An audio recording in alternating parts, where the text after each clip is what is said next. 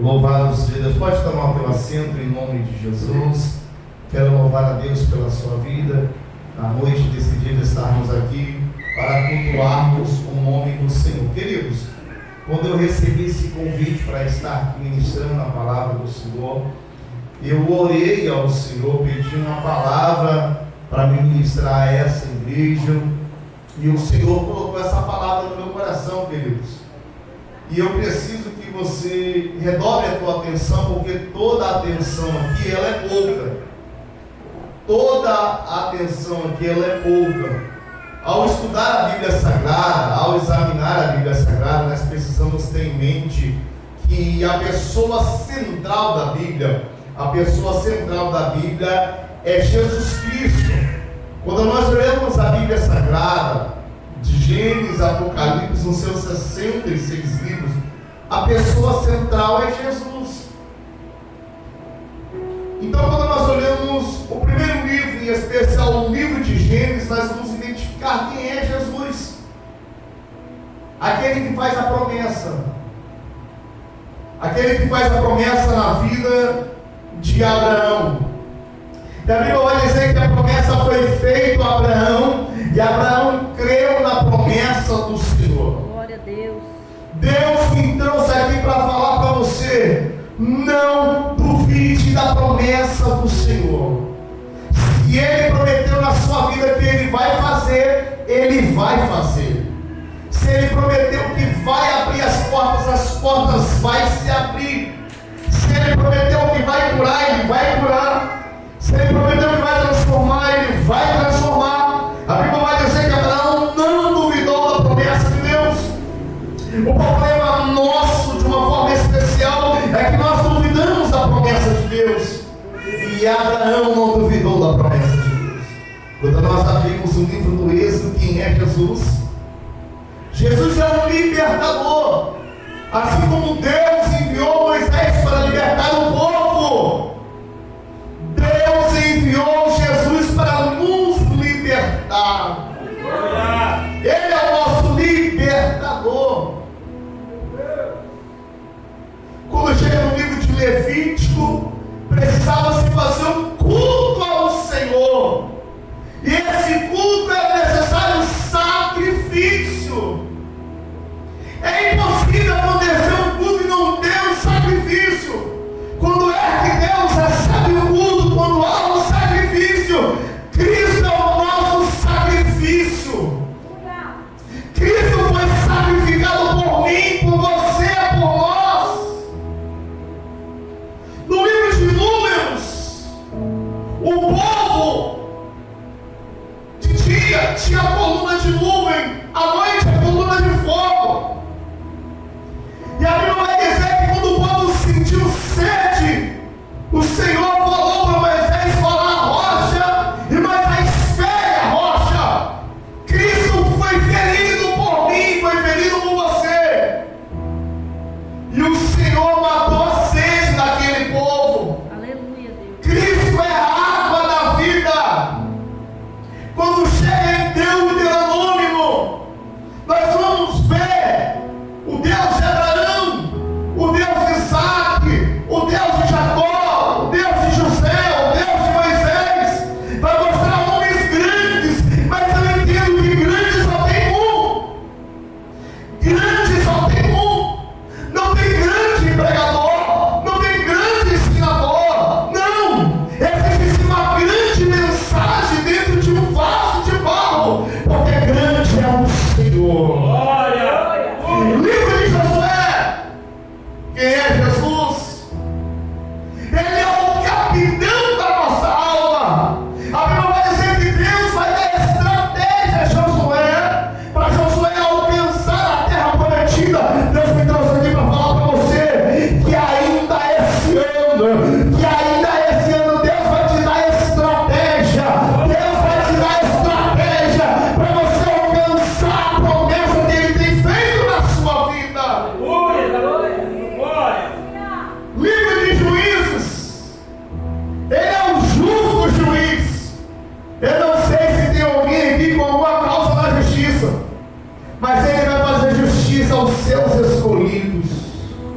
E você é escolhido do Senhor. Livro de Ruth, ele é o nosso parente remidor, é ele que nos redimiu. O autor dos Hebreus vai dizer que sem derramamento de sangue não há remissão de pecado. O Senhor nos redimiu. Quem é Jesus no livro de 1 Samuel? Ele é o escolhido de Deus. Ele é o escolhido de Deus para me salvar, para te salvar, para nos salvar. Que no segundo livro de Samuel, ele é o ungido de Deus. Ele é o ungido do Senhor. Ele foi ungido pelo Senhor. Em 1 Reis, eles esperavam por um rei. E o Senhor é rei. No segundo livro dos Reis, ele é rei dos reis e Senhor dos senhores. Eu costumo dizer que existiram muitos reis aqui na terra. Existia o rei do futebol, Pelé, morreu e não ressuscitou. Existia o rei do rock, Elvis Presley, morreu e não ressuscitou. Existia o rei do cangaço, Lampião, morreu e não ressuscitou. Mas eu estou falando de um rei que está vivo pelo século dos séculos. Jesus. E primeira crônica, descendência de Davi. E segunda crônica, a glória de Deus. A Bíblia vai dizer que quando Salomão termina de inaugurar o templo, a glória do Senhor se manifestou no templo. A glória de Deus precisa manifestar, queridos. Como trarei a presença de Deus? Através da obediência. Queridos, não podemos cantar, pregar e ensinar sem a presença de Deus. É verdade. Precisamos da presença de Deus. Livro do Esdras, ele é um ensinador fiel. Após o cativeiro, o povo precisava de alguém que ensinasse a palavra, e Esdras ensinou, um ensinador fiel. Jesus é um ensinador fiel. Quem é ele? Neemias não tinha porta, não tinha os portões de Jerusalém. Neemias veio e restaurou. Quem é Jesus? Ele é o nosso restaurador. Eu não sei qual é a luta que você está passando, eu não sei qual é a provação que você está passando, mas uma coisa eu sei e creio nisso, que o Senhor é fiel para restaurar. Eu não sei qual é a área que precisa de uma restauração, se é com o seu cônjuge, se é com o seu filho, se é com alguém da sua família, mas ele é fiel para restaurar. Glória a Deus. Quem é Jesus no livro de Esther? Ele é o nosso advogado fiel. Ele é o nosso advogado fiel, queridos. Coloque a sua causa na mão dele. Ainda antes que houvesse dia, não há ninguém que pode escapar das mãos de Deus, porque operando ele, quem impedirá? Coloque a sua causa na mão dele, e ninguém vai poder impedir dele agir na sua causa. Quem é Jesus no livro de Jó? Quem é ele? Ele é o nosso Redentor que vive. É interessante que Jó só conhecia Deus através de ouvir, após toda a experiência que ele teve com Deus. Ele diz agora: Senhor, eu te conheço não só de ver, não só de escutar, mas eu posso ver. Precisamos passar por tribulações, por provações, para que nós venhamos ter experiência com o Senhor. Quem é o Senhor no livro de Salmo? Ele é o nosso socorro, bem presente na hora da angústia. Só isso não, o Senhor é meu pastor e nada me faltará. Mas quando chega em Provérbios, quem é ele? Ele é a sabedoria de Deus. Queridos, se ele é a sabedoria de Deus, a Bíblia vai dizer em Tiago, vai ratificar dizendo: quem não tem sabedoria, peça ao Senhor. Veja que conhecimento se adquire, conhecimento se adquire através de uma leitura, através de um seminário. Mas a sabedoria, ela precisa vir do alto. Do alto. Aquele que não tem sabedoria, peça ao Senhor que Ele dará. Peça sabedoria para você lidar com o seu cônjuge, peça sabedoria para lidar com seus filhos, peça sabedoria para lidar na faculdade, na universidade, no seu dia a dia. Peça sabedoria ao Senhor. Queridos, muitos problemas podem ser resolvidos através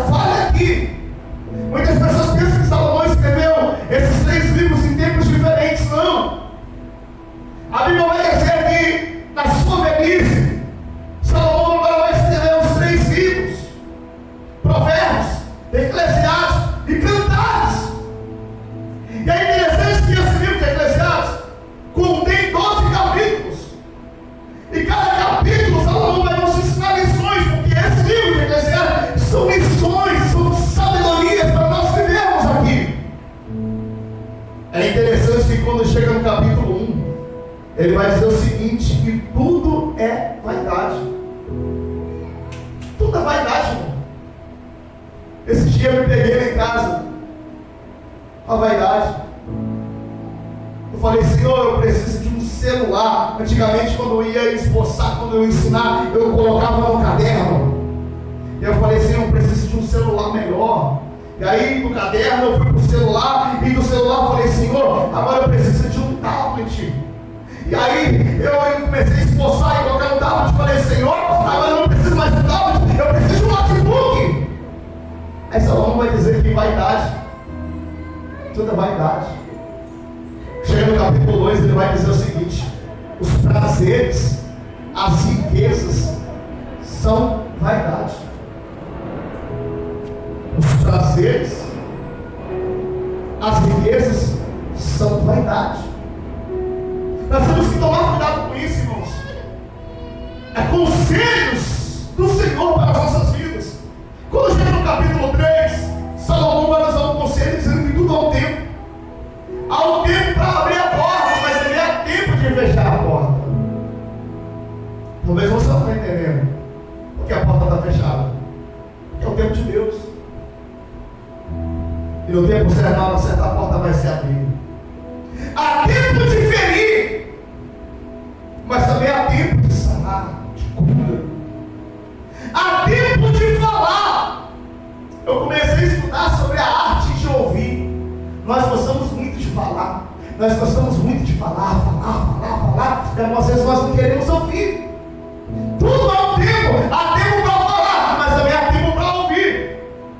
Quando chega no capítulo 4, Salomão falou o seguinte: sobre as lutas, sobre as dificuldades da vida. Quando eu estava lendo o capítulo 4 desse livro, Salomão vai falar do dia mau.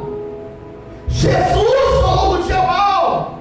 O apóstolo Paulo falou sobre o dia mau. O dia mau é inevitável na nossa vida, irmãos. Eu repito, o dia mau é inevitável na nossa vida. E há 3 tempos aqui para o dia mau. E a Bíblia fala que eu estou falando para 3 grupos distintos aqui. Como assim, pastor? O dia mau é inevitável. Alguns já passaram pelos dias maus. Alguns já passaram. Outros estão passando. Outros irão de passar. Isso é o que? É o dia mau, é inevitável na nossa vida. Mas quando chega no capítulo 5, Salomão vai mandar nós tomarmos um cuidado sobre a falsa adoração. Salomão vai falar para mim e para você, para nós tomarmos cuidado com a falsa adoração. Irmãos, é muito fácil adorar quando as portas estão abertas. É muito fácil adorar quando estamos com saúde. É muito fácil adorar o Senhor quando vai tudo bem no casamento, quando vai tudo bem com os filhos, quando a conta financeira vai bem. E aí nós temos que tomar cuidado com a falsa adoração. Tem pessoas que adoram para o homem ver. Só que eu estou falando para o povo nessa noite. O povo que adora o Senhor em espírito e em verdade, independente da circunstância, é adorador. Que nós possamos adorar como Jó, mesmo não adorou ao Senhor. Que nós possamos adorar como Paulo e Silas, mesmo no cárcere, adorou ao Senhor. Chega no capítulo 6, Salomão vai mostrar algo muito forte: as incertezas da vida. Assim como o dia mau é inevitável, como assim? O dia mau é um dia que talvez o cônjuge foi embora, a porta se fechou, a enfermidade chegou, perdeu o ente querido, é um dia mau. E aí chega no capítulo 6, a incerteza da vida. Ninguém sabe se vai viver amanhã. Ninguém sabe se vai estar vivo semana que vem, o mês que vem. É a incerteza da vida. E aqui, queridos, Deus falou muito forte no meu coração. Se você sentir de tirar um selfie, tire um selfie. Hoje, agora. Se você sentir de ligar, ligue agora. Se você sentir de abraçar, abraça agora. Se você sentir de falar que ama, fale hoje. Porque o dia de amanhã não nos pertence. É a incerteza da vida. Quando chega no capítulo 7, Salomão vai falar sobre a sabedoria fortalece o sábio. Salomão vai dizer Aleluia. Ela fortalece o sábio. Qual é a diferença do sábio para o inteligente? Quando uma pessoa inteligente cai no buraco, ele reconhece que ele caiu e ele sai daquela circunstância. Ele é inteligente. Mas o sábio aprende com os erros dos outros. O sábio aprende com os erros dos outros. Sabedoria fortalece o sábio. Quando chega no capítulo 8, a obediência devida ao rei. Salomão vai dizer que nós precisamos obedecer ao rei. Queridos, nós precisamos obedecer ao Senhor. Deus se agrada em obediência. Queridos, se você for obediente, se você for obediente aos princípios de Deus, queridos, eu vou falar aqui sem temor e tremor. Não precisa ser crente, não precisa ser servo de Deus para ser abençoado por Ele. Só precisa obedecer os princípios. Qual é o princípio? O que me chama a atenção? Honra teu pai, honra tua mãe, que os seus dias serão prolongados na terra. Ele viveu um pouco mais, honra teu pai, honra tua mãe. É o princípio. Quando você obedece os princípios, as bênçãos do Senhor vêm sobre você. Quando chega no capítulo 9, que não dá para falar aqui por causa do tempo, há uma divisão muito grande no capítulo 9. Há conselhos no capítulo 9. Do verso 1 ao verso 3 há um conselho de Salomão. Do verso 4 ao verso 6 é outro conselho de Salomão. Do 7 ao 9 é outro conselho. Eu só quero falar unicamente para encerrar aqui o conselho de Salomão no capítulo 9, no versículo 8. Ele diz o seguinte: em todo o tempo seja alvo as suas vestes, e jamais falte o óleo sobre a sua cabeça. Aleluia, Deus. Glória a Deus. Pode faltar um sapato, pode faltar um paletó, pode faltar o arroz, pode faltar o feijão, pode faltar uma casa, um carro. A Salomão está dizendo que há algo na nossa vida que é indispensável e não pode faltar. Duas coisas que não podem faltar na minha vida e na sua vida: as vestes limpas. Vestes limpas fala de santidade, irmãos. Seguir a paz com todos e a santificação, sem a qual ninguém verá o Senhor. Vestes limpas é santidade.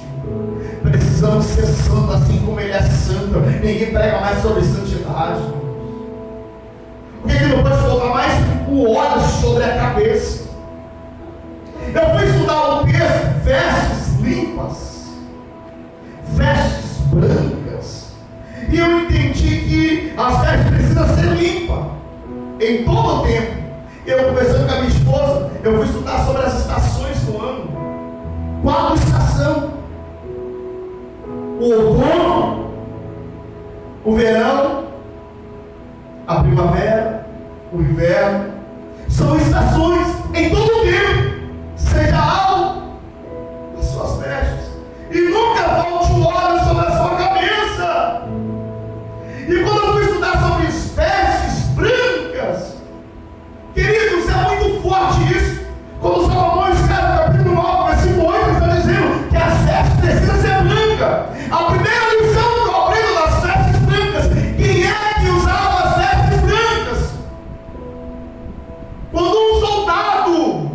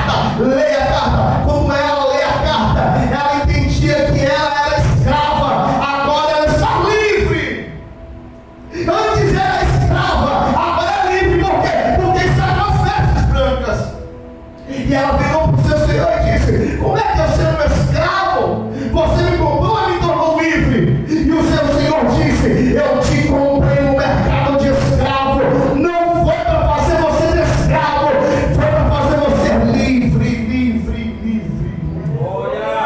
Você era escravo, eu era escravo, nós éramos escravos, o Senhor comprou e nos libertou. Vestes lavadas. Quando é que usava as vestes? Êxodo capítulo 19, versículo 10. As vestes limpas eram uma ordenança do Senhor. Deus virou para Moisés e falou: Moisés, para o povo conquistar a terra prometida, eles têm que lavar as vestes hoje. Lavar as vestes hoje, e amanhã as vestes vão estar lavadas e eles vão poder adentrar naquilo que eu tenho preparado para ele. Vestes limpas é uma ordenança do Senhor. Como é que está as tuas vestes aí? Como é que está a tua vida aí?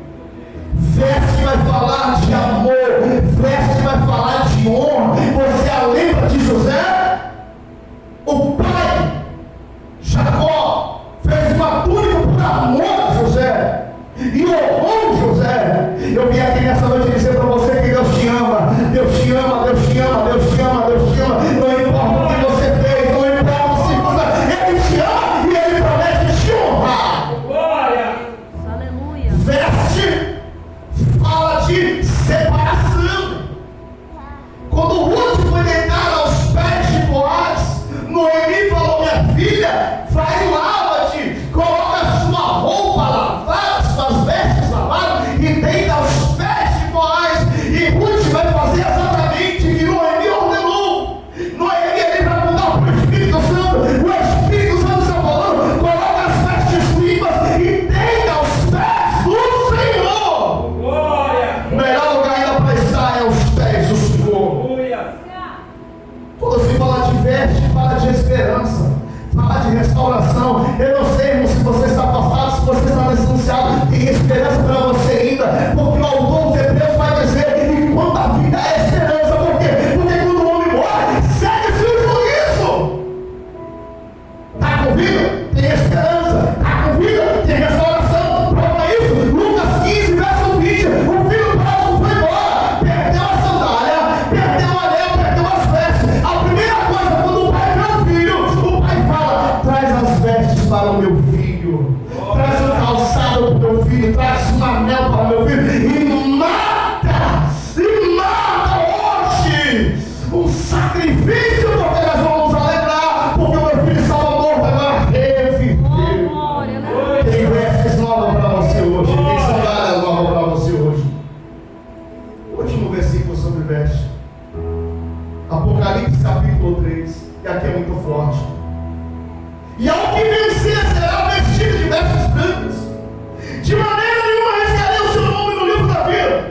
Antes confessarei o seu nome diante do meu Deus e diante dos anjos. A igreja de Sardes, o Senhor disse: ó, naquela igreja de Sardes tem ainda um remanescente lá que não se contaminou. Eu estou pregando nessa noite para o povo remanescente, para o povo que anda diferente, fala diferente, se comporta diferente.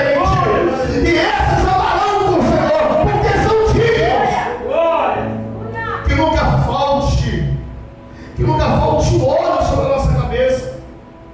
O óleo vai falar de separação. O Senhor falou para Moisés: separa Arão para mim e use.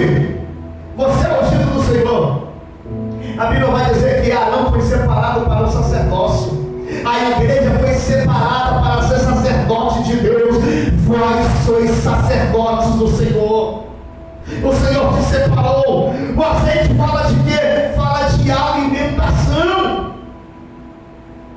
Quando o profeta Elias pediu para a mulher: agora você não tem aqui senão um pouco de farinha e um pouco de azeite. É um pouco mesmo, irmão. Deus não tem problema com muito, nem com pouco. Quem tem problema com pouco é você, é eu. Seja fiel ao pouco, que Deus vai te honrar no muito, irmãos. Seja fiel ao pouquinho, que Deus vai te honrar. Então que nunca falte óleo. O óleo fala de quê? Fala de cura. Você lembra da parábola que Jesus contou em Lucas, do bom samaritano? Na sua viagem, na sua caminhada, ele tinha o quê? você óleo. Que na nossa caminhada nunca falte óleo, irmão. O óleo da cura. Irmãos, quem não tem óleo fere. Quem não tem óleo fere.